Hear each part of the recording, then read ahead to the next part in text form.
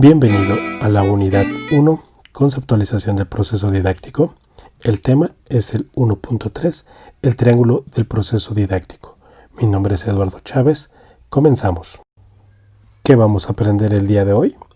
Bueno, pues yo quiero que analices los elementos que integran el triángulo del proceso didáctico. Esto a partir de que entiendas cada una de sus partes y los roles que tienen dentro del proceso de aprendizaje. Bueno, ¿y cuál es el contexto explicativo del triángulo didáctico? Quiero decirte que el triángulo del proceso didáctico es una propuesta esquemática desde la perspectiva de la dualidad, es decir, desde la enseñanza-aprendizaje.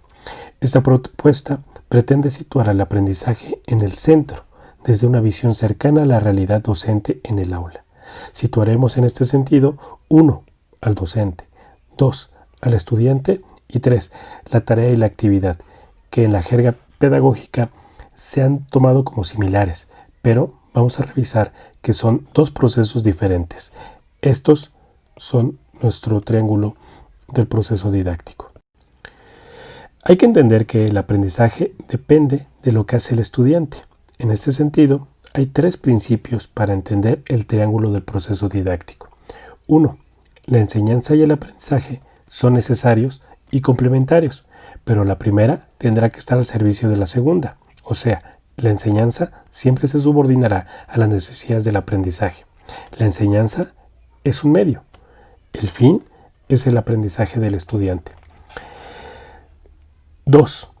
Si la competencia docente es cumplir los fines educativos propios de la institución, entonces debemos afirmar y entender que la labor docente es la de gestionar el aprendizaje del alumnado. Por último, la información y el conocimiento, como bien sabemos, son dos cosas diferentes.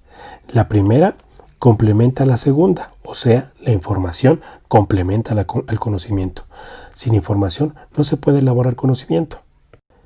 Dentro del triángulo del proceso didáctico existen roles. Uno de ellos es entender que el rol del docente es la de aportar información. Asimismo, el rol del estudiante es construir el conocimiento. Colocar el aprendizaje como objetivo del proceso didáctico equivale a reclamar, por una parte, que al docente se asuma en su competencia docente, que es la de gestionar el aprendizaje, y por otra parte, el estudiante se asuma que el aprendizaje es a partir de su participación y de su colaboración activa, si no, no se dará el aprendizaje. Ya vimos dos elementos dentro del triángulo del proceso didáctico, el docente y el estudiante. Ambos deben ser activos. El otro elemento tiene que ver con la tarea y la actividad. En la literatura didáctica es común tomar como sinónimos estos dos términos, pero en la práctica son diferentes y a la vez se complementan, tarea y actividad. Vamos a entender que una tarea es la propuesta de acción que normalmente hace un docente con la intención de promover un aprendizaje. Por su parte, la actividad es la acción que realiza el estudiante a requerimiento de la tarea propuesta. Vamos un poco más a detalle sobre esto. En cuanto a la tarea, la enseñanza se nutre de las tareas y el aprendizaje de las actividades, lo que implica que el acto comunicativo es interactivo entre tareas y actividades, entre docentes y estudiantes. El proceso didáctico comienza normalmente por la elección que hace el docente de la tarea que propone. En la fase de planeación de la enseñanza, en la que se preparan las clases y se decide qué tópicos o qué temas y qué tareas se trabajarán con el alumnado. Ya en la clase, el docente propone la tarea y expone las características de la misma, o sea, la manera en que se accederá a la información. Al finalizar la explicación del docente en tanto tarea, inicia la actividad, es decir, el trabajo del aprendiz. Esta segunda fase se da en el proceso de aprendizaje y la relación comunicativa entre docente y estudiante. El protagonista es en todos sentidos el alumnado y su participación implica una cuestión activa dentro del proceso didáctico. Ahora vayamos a un ejemplo sobre tarea y actividad. La tarea que podríamos tomar como ejemplo una clase expositiva por parte del docente es aquella situación en el aula en la que el docente explica de viva voz, ayudado o tal vez no por un recurso didáctico, una serie de conceptos o teorías sobre su asignatura. Ahora bien, la actividad muchas veces no se da de forma explícita, sino más bien es implícita. Es decir, se pretende que se active de manera automática en la recogida de apuntes de los estudiantes, a partir de lo que van recogiendo, de lo que van captando del docente. Escuchar con atención, preguntar lo que no le queda claro. Esa es una actividad del estudiantado.